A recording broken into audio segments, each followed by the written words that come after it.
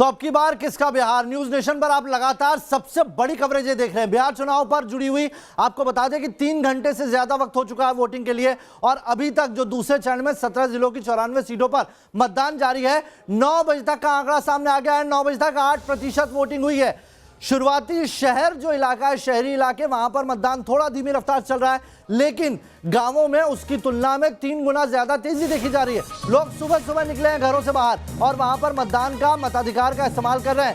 17 जिलों में हो रहे इस मतदान में अभी तक 9 बजे तक के जो आंकड़े सामने आए हैं, 8% तक वोटिंग हो गई है।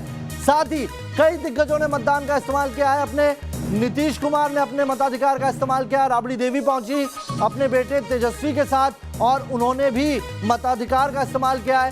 साथ ही सबसे पहली जो तस्वीर आई थी आज किसी की, तो वो थी बिहार के राज्यपाल फागू चौहान की और उनके बाद चिराग पासवान की। ये देखिए अब से कुछ देर पहले की तस्वीरें, जब नीतीश कुमार मौजूदा मुख्यमंत्री बिहार के, वो वोट डालने के लिए पहुंचे। बड़ी तादाद में उनके साथ कार्यकर्ता भी थे, लेकिन क्या कहा उन्होंने वो सुन लेते हैं पहले। तो नीतीश कुमार वोट डालने के लिए पहुंचे। बहुत व्यवस्था यहां पर है, आप देख सकते हैं। सबसे बड़ा चुनाव हो रहा है लॉकडाउन के दौरान। ऑल ओवर इंडिया के लिए अगर कहें तो ये सबसे बड़ा चुनाव है जहां पर एक बड़ी आबादी को चुनाव आयोग को कोरोना संकट से बचाते हुए मताधिकार करवाना है। 3 तस्वीरें हम आपको दिखा रहे हैं, वो चेहरे हैं जिन्होंने अब से कुछ देर पहले मताधिकार का इस्तेमाल किया। लालू यादव परिवार की ये 3 तस्वीर देख लीजिए आप। पूर्व मुख्यमंत्री राबड़ी देवी ने वोट डाला और कहा कि इस बार बदलाव की बयार है। तेजस्वी बार बार यही कह रहे हैं, फुल कॉन्फिडेंस में दिखाई दे रहे हैं। वहीं तेज प्रताप ने अपनी जीत को लेकर आश्वस्तता दिखाई है और यह कहा है कि इस बार लोग रोजगार के लिए घरों से बाहर निकल रहे हैं। तेज प्रताप ने कहा कि पूरा बिहार लालूमय हो गया है।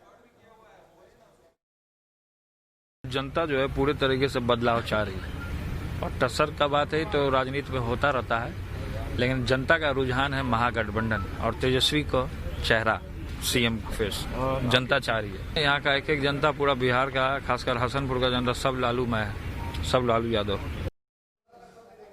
तो पूरा प्रदेश लालूमय हो गया। देखिए 6 तस्वीरें हम आपको दिखा रहे हैं किस तरीके से दिग्गजों ने अपने मताधिकार का इस्तेमाल किया है। डिप्टी सीएम सुशील मोदी पहुंचे, कोरोना पॉजिटिव हो गए थे, इसलिए ज्यादातर चुनावी रैलियों से वो दूर रहे, लेकिन बाद में ठीक हुए और दूसरे चरण के लिए उन्होंने न सिर्फ रैलियां की है बल्कि अपना वोट डालने के लिए भी पहुंचे। सबसे पहले तेजस्वी यादव पहुंचे।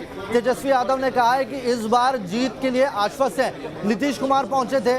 नीतीश कुमार ने वोट डाला और साथ ही लोगों से अपील की है कि ज्यादा से ज्यादा लोग घरों से बाहर निकले और मताधिकार का इस्तेमाल करें। चिराग पासवान वोट डालने के लिए खगड़िया पहुंचे और वहां पर उन्होंने कहा कि जो 15 साल की एंटी इनकम्बेंसी है उसका असर दिखाई देगा और वो अभी भी अपनी बात पर कायम है कि वो और बीजेपी मिलकर प्रदेश में सरकार बनाने जा रहे हैं। राबड़ी देवी ने कहा है कि ये चुनाव बहुत महत्वपूर्ण है क्योंकि लोग रोजगार के लिए त्रस्त हो चुके हैं और इसीलिए इस बार रोजगार बड़ा मुद्दा रहने वाला है। तो बड़ी खबर बता दें आपको, बिहार में 9 बजे तक 8% से ज्यादा वोटिंग हो चुकी है। पूर्वी चंपारण की बात करें तो यहाँ पर 6.79% वोटिंग हुई है अभी तक। जिलेवार बता रहे हैं आपको हर जिले में किस तरीके से वोटिंग हुई है। पश्चिमी चंपारण में 9.78% वोटिंग हुई है। वहीं आप देखेंगे मधुबनी, तो वहां पर भी 6.99% मतदान हो गया है अभी, यानी कि वो इलाके जो जहां पर गांव के वोटर ज्यादा है, ग्रामीण वोटर, वहां पर आपको ज्यादा वोटिंग परसेंटेज दिख रहा है। दरभंगा में 5.79% वोटिंग है। वहीं मुजफ्फरपुर में 9.08% वोटिंग है।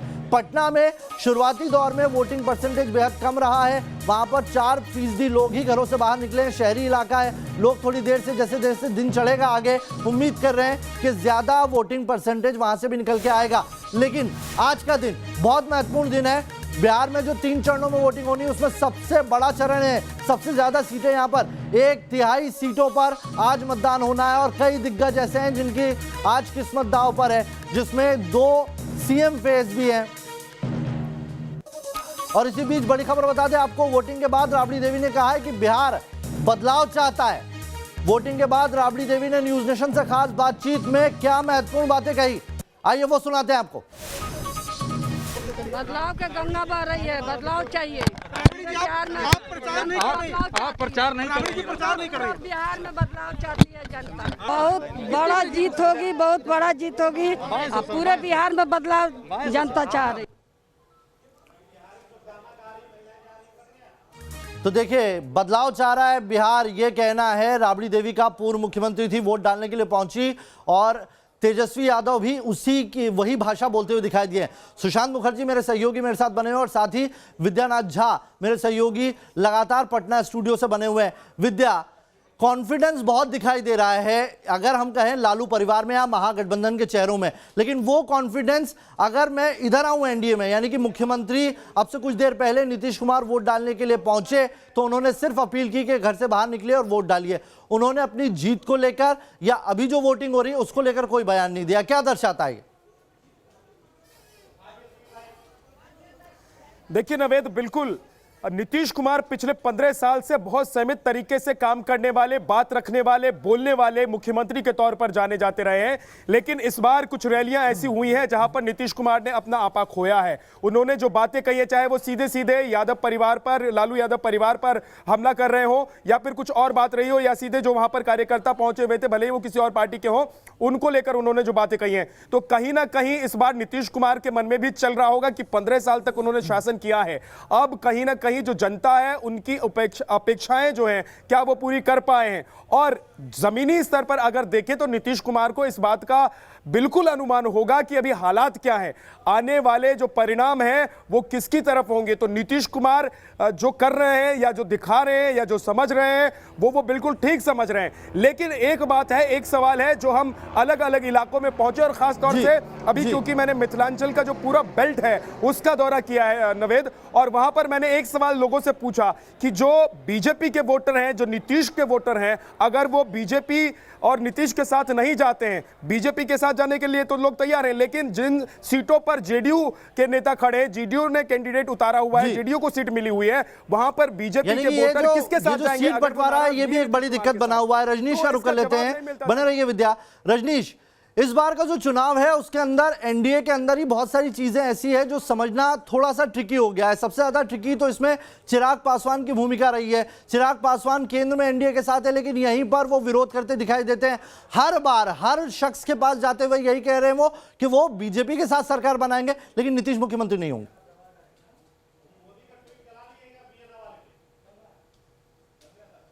बिल्कुल, देखिए चिराग पासवान एक स्मार्ट गेम प्ले कर रहे हैं और चिराग पासवान के इस चुनाव में जो ध्येय है वो बिल्कुल साफ है कि वो नीतीश कुमार को हटाना चाहते हैं सत्ता से और खुद सत्ता का भागीदार बनना चाहते हैं बीजेपी के साथ, ताकि आगे आने वाले 10 साल की वो अपनी राजनीतिक दिशा और दशा तय कर सकें।